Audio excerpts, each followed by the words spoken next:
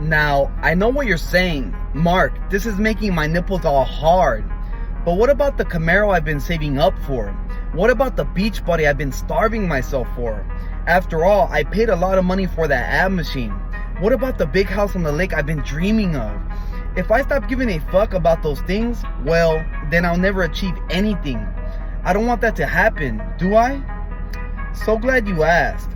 Ever notice that sometimes when you care less about something, you do better at it? Notice how it's often the person who is the least invested in the success of something that actually ends up achieving it?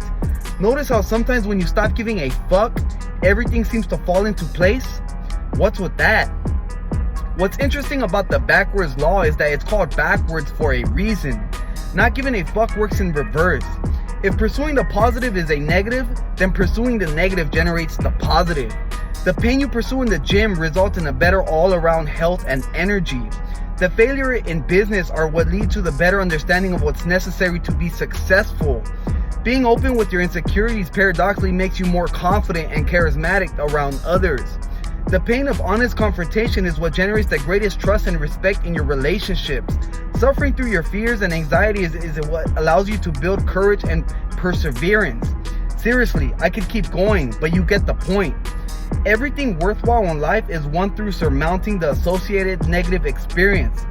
Any attempt to escape the negative, to avoid it or quash it or silence it, only backfires. The avoidance of suffering is a form of suffering. The avoidance of struggle is a struggle. The denial of failure is a failure. Hiding what is shameful is itself a form of shame. Pain is inextricable thread in the fabric of life. And to tear it out is not only impossible but destructive.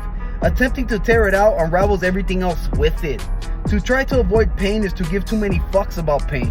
In contrast, if you're able to not give a fuck about the pain, you become unstoppable. Unstoppable. The Subtle Art of Not Giving a Fuck by Mark Manson.